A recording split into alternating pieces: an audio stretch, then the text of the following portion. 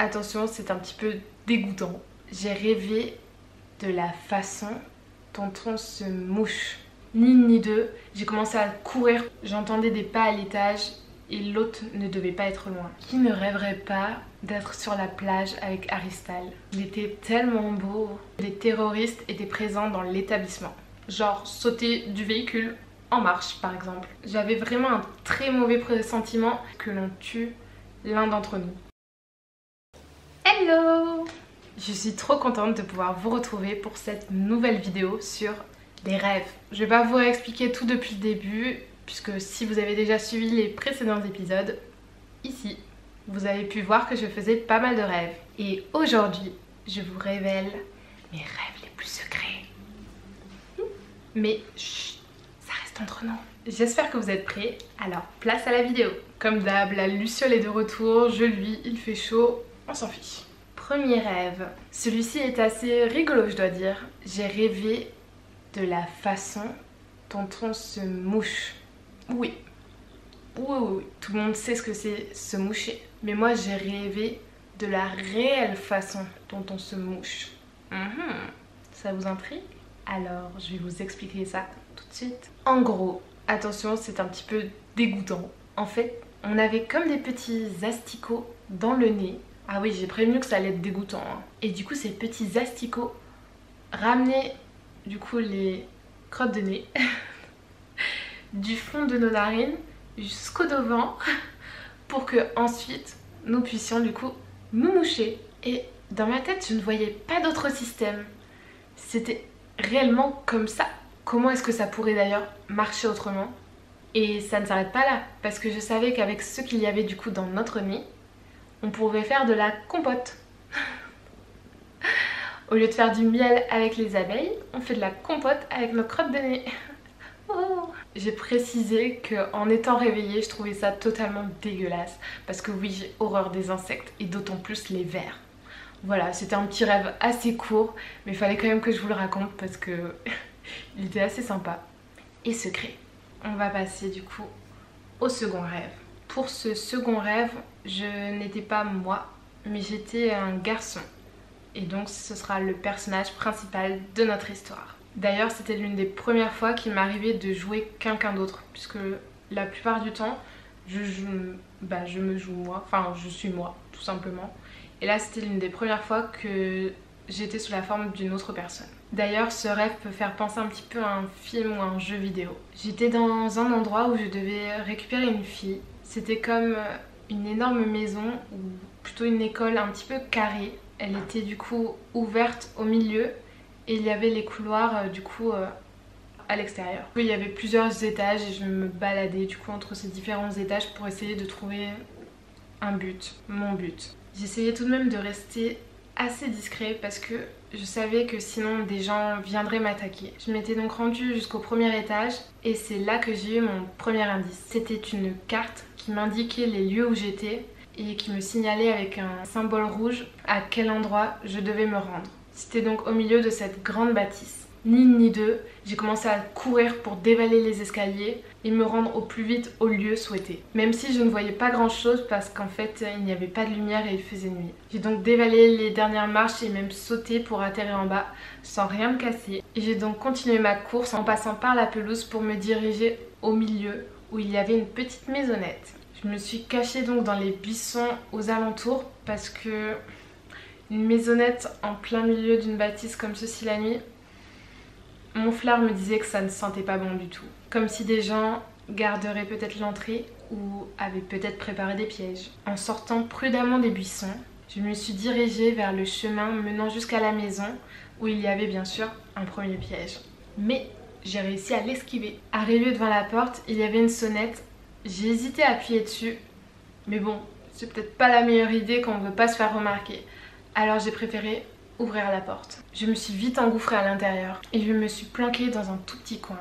Malheureusement, une chose m'a trahi, la porte a claqué. J'entendais des pas à l'étage et l'autre ne devait pas être loin. À l'intérieur, c'était une petite maison très charmante. Elle était éclairée dans des tons chauds, elle paraissait comme en bois et la déco était très rustique, un petit peu vintage mais très sympa. J'étais dans un endroit que je supposais être du coup le salon, À droite il y avait un canapé et à gauche l'escalier qui montait vers l'étage. Moi j'étais à côté d'une bibliothèque accroupie et j'essayais de ne pas bouger pour faire le moins de bruit possible. Et à ce moment-là je me suis vue et ce qui était bizarre c'est que j'avais plutôt l'apparence d'une fille. Bon, c'est pas très grave en soi. Dans mes rêves il y a pas mal de switch de personnes ou de lieux donc bon, c'est pas très grave. Et j'avais donc une tenue un petit peu qui allait très bien d'ailleurs avec l'ambiance de la pièce, une robe dans les tons assez naturels, un petit peu marron, assez bouffante aussi dans le style un petit peu vintage, avec des dessous en dentelle. D'ailleurs j'ai trouvé que si je ne bougeais pas on aurait presque pu croire que je faisais partie en fait de la pièce, comme une poupée. Bref, j'entendais de plus en plus de pas au-dessus de moi et je savais que quelqu'un allait maintenant descendre. J'étais adossée contre un livre et à force de pousser dessus, il a failli tomber mais j'ai réussi à le rattraper et j'ai essayé de le mettre devant moi pour me cacher. Bon, c'est pas la meilleure cachette hein, mais bon, on fait avec les moyens du bord. J'avais comme l'impression qu'il me cachait en entier alors que c'était un livre de taille tout à fait normale, mais j'avais l'impression comme les enfants, qu'en le mettant devant moi, hop, ça me recouvrait en entier, alors que non, pas du tout. La personne du coup a descendu les marches et est arrivée du coup au rez-de-chaussée et bien évidemment elle m'a vue au premier coup d'œil.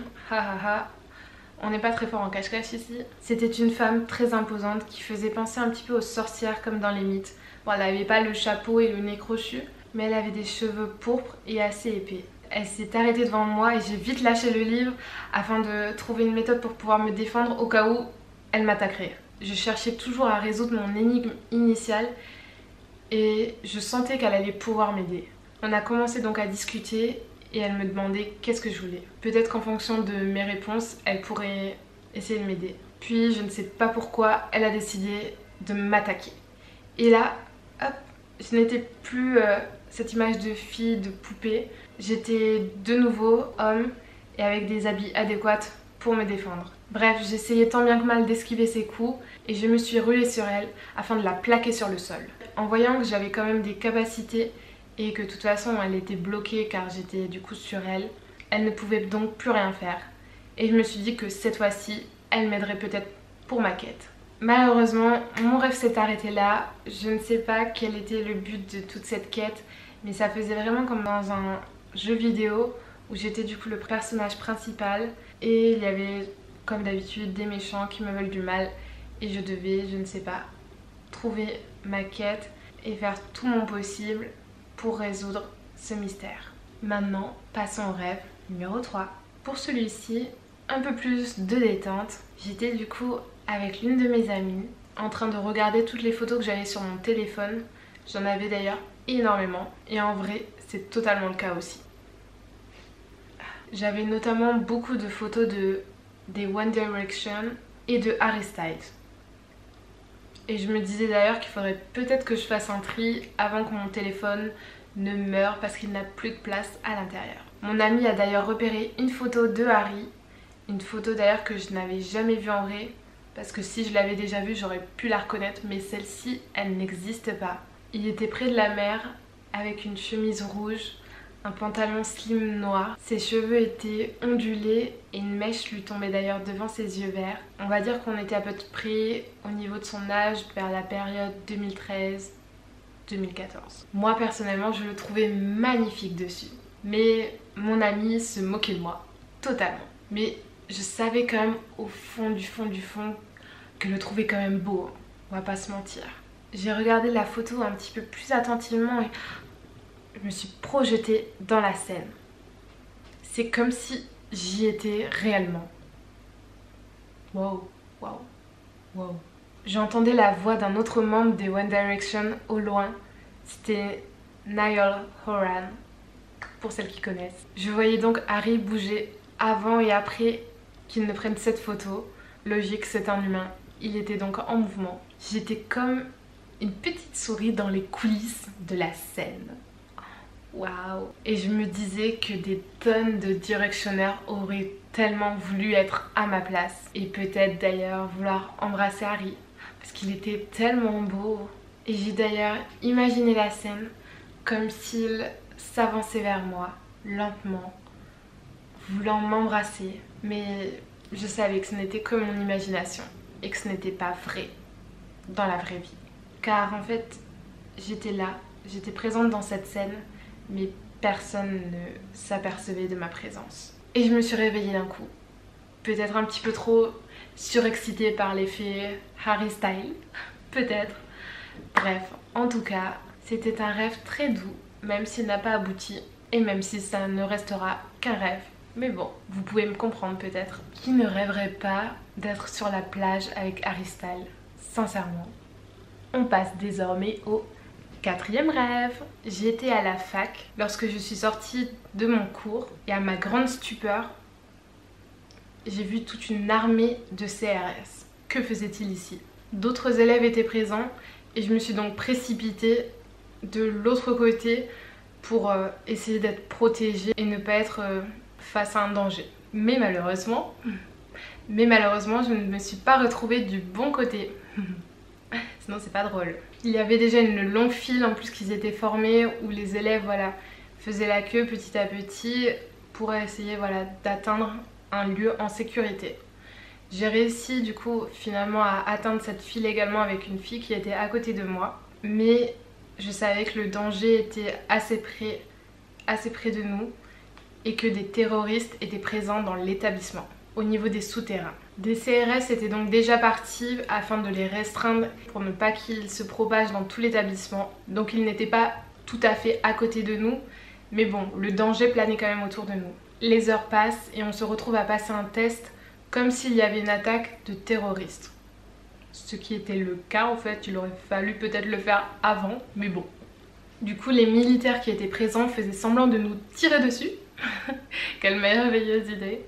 Mais ça faisait très réel parce que il y avait vraiment le bruit de détonation, comme le petit flash de lumière aussi, comme quand on tire une vraie balle. Enfin bon, j'en ai jamais vu en vrai, mais vous imaginez, je ne sais pas, en regardant des films. Et c'était vraiment très réel, presque comme si on y était. On devait donc se baisser au plus vite pour essayer d'éviter les balles qui nous passaient juste au-dessus de la tête. Sympa comme matinée. Et ramper sur le sol. On continuait donc le parcours à plat ventre et on devait essayer de ramper du coup pour s'extirper de ce pétrin. La fille avec qui j'étais dans la file d'attente était toujours à côté de moi et on essayait de se parler un petit peu pour essayer de se rassurer tant bien que mal. Après, au niveau du parcours, il y avait 2 choix. Bon, là ça part un peu en vrille comme d'hab. Toboggan ou pyramide style structure gonflable. Bien sûr, j'ai choisi la structure gonflable. Non mais on est en plein terrorisme et puis bon bref, c'est pas grave. Je suis donc arrivée de l'autre côté de la pyramide et il y avait un autre toboggan et dans l'élan en fait j'ai commencé à dévaler cette pente en arrière en faisant des roulades arrière. Donc je vous laisse imaginer la scène digne d'un vidéogag. Quand je suis arrivée en bas j'étais un petit peu sonnée, un petit peu voilà. Dans le brouillard, je savais plus trop où j'étais. J'ai mis un petit peu de temps à me relever, à reprendre mes esprits. Et aussi j'avais un petit peu honte que du coup tous les militaires m'aient vu faire mes cabrioles.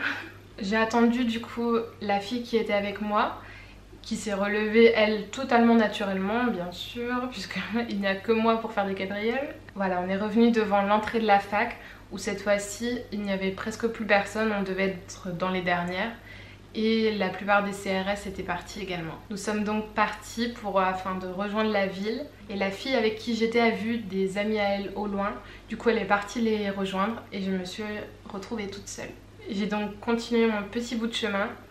Et je suis arrivée sur une place où il n'y avait que des militaires. Ça fait beaucoup de militaires quand même. Et en fait ils faisaient une grande fête parce qu'ils avaient réussi à arrêter les terroristes. Du coup ils faisaient la fête, il y avait des trampolines, ils sautaient avec des trampolines. Ouais, il y a toujours des éléments bizarres dans mes rêves, des éléments enfantins. Bon, bref, du coup ils faisaient du trampoline, ils s'amusaient, c'était la fiesta. Donc j'ai essayé de me faufiler tant bien que mal entre les militaires, voilà, toute cette ambiance. Et j'étais limite, voilà, en train, encore une fois, de ramper parce que y en avait qui sautaient de partout. J'avais peur qu'il y en ait un qui m'atterrisse dessus. Du coup, voilà, j'étais à moitié en train de ramper sur le sol pour essayer d'atteindre de l'autre côté parce que pour voilà, aller où je voulais aller, il fallait forcément que je passe en plein milieu.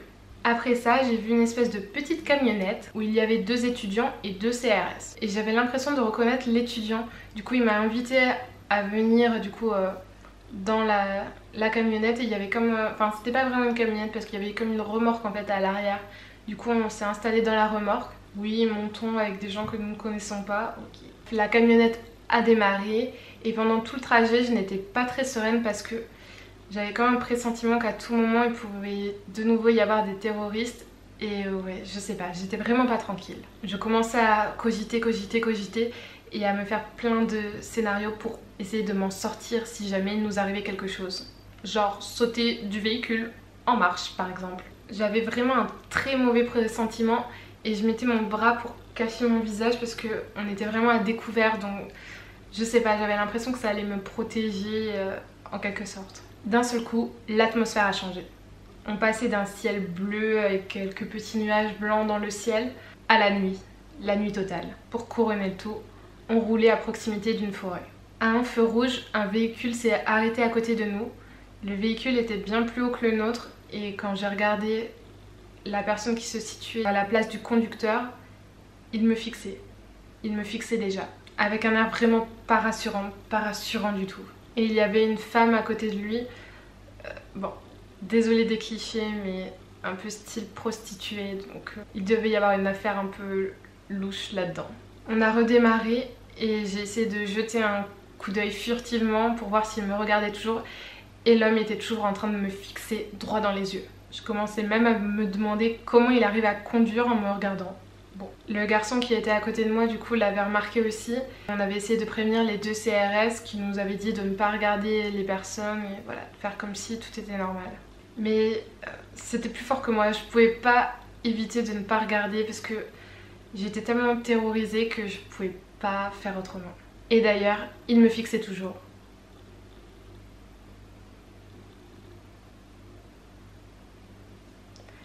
On est arrivé à une sorte d'embranchement où il y avait plein de véhicules déjà stationnés là-bas.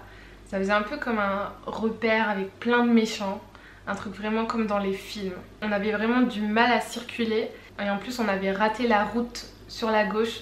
J'étais persuadée qu'il fallait aller à gauche et on avait raté cette route et ça sentait très mauvais pour nous. On a donc dû s'arrêter et descendre du véhicule. Il y avait comme un espèce de petit contrebas où j'ai commencé à me mettre comme un espèce de fossé et du coup je me suis mise dans cet endroit un petit peu, voilà, un petit peu plus reculé et j'avais vraiment peur de mourir tout simplement. Des gens sont venus nous voir, ils parlaient pas notre langue mais on a réussi à comprendre qu'il fallait en fait que l'on tue l'un d'entre nous. Les CRS ont donc pris une arme et ont abattu l'un des étudiants qui était avec nous, de sang-froid. Alors, trigger warning, ça va être vraiment pas joli du tout, vraiment pas joli du tout. Plus tard, d'autres terroristes sont venus vers nous et ont commencé à mitrailler des gens qui faisaient partie de notre groupe. La personne qui avait été mitraillée était encore en vie. Les CRS lui ont donc voilà, tiré une balle dans la tête pour abréger ses souffrances au plus vite parce que de toute façon dans cet été-là, la personne n'aurait pas pu survivre. Je sentais à tout moment que mon heure allait vraiment arriver et j'étais toujours du coup dans mon petit fossé et je priais vraiment pour que voilà, pour qu'on ne me repère pas dans ma cachette secrète et c'était vraiment pas rassurant du tout. Après je ne sais plus si ça venait de nous ou d'eux mais il y a encore eu des échanges de balles, j'entendais du coup ces sons hyper sourds qui étaient vraiment très proches de nous. Et puis d'un côté je comprenais pas pourquoi les CRS voilà, avaient tué quelqu'un aussi mais en même temps en fait c'était soit une personne, soit nous tous. Donc ils avaient fait ça pour essayer de sauver, on va dire, la majorité. Mais ouais, c'était une ambiance très angoissante. Et, enfin bon, je pense qu'il n'y a pas besoin de mettre de mots là-dessus. Puis en plus, on était vraiment dans un endroit où il n'y avait que des terroristes, que des gens hyper malhonnêtes, malsains, très glauques. Après, je ne sais plus si le garçon que je connaissais a réussi à s'en sortir ou s'il s'est fait tuer en dernier, je sais pas, c'était assez flou et puis bon j'étais un peu traumatisée aussi donc voilà, je savais plus trop où j'en étais, j'étais dans tous mes états. Me concernant, j'étais à plat ventre au niveau du contrebas à essayer voilà, de me faire la plus petite qu'il soit et puis d'un coup je me suis vue, j'ai eu comme un flash et je me suis vue des années plus tard après cet incident. Je m'en étais visiblement sortie et je vivais à présent à Los Angeles qui était dans mon rêve une ville beaucoup plus sûre. Et soudainement voilà, toute cette ambiance hyper sombre, hyper angoissante, étouffante, tout a disparu. D'un coup il faisait beau, le ciel était bleu, le soleil brillait, les oiseaux chantaient. Waouh, je pouvais respirer à nouveau. La lumière était hyper agréable, il y avait voilà, de la musique et j'étais bien. J'étais juste bien. Voilà, mon rêve s'est arrêté là après. Donc c'était assez particulier comme rêve puisque vraiment je l'ai vécu comme si j'y étais. Bon, j'ai jamais vécu ça dans ma vraie vie mais vraiment j'avais l'impression d'y être et de voir tous les gens autour de moi du coup tomber un à un. Et d'être dans un repère de terroristes, à ne pas savoir si j'allais pouvoir réchapper ou non. Et c'était vraiment hyper angoissant, j'ai jamais vécu ça de ma vie et je le souhaite à personne. Et voilà, j'espère que ça vous a pas trop déstabilisé. Si vous avez déjà vécu des situations traumatisantes, j'espère que ça va pour vous. Mais je vous ai dit, voilà, cet épisode c'est mes rêves les plus secrets. Voilà, des rêves un peu plus trash. Voilà, je pense que je vais m'arrêter là au niveau de la narration. Certains des rêves ont été assez longs. Je pense que ça vous a fait déjà pas mal de contenu. Et d'ailleurs, si vous voulez un épisode 2 de mes rêves les plus secrets, n'hésitez pas à me le dire en commentaire. En plus, je commence à avoir un petit peu chaud, je l'avoue. Alors j'espère que cette petite vidéo vous aura plu, ou en tout cas qu'elle vous aura intéressé. Je vous souhaite de passer une très belle nuit et je vous fais plein de bisous. Bisous. Bye.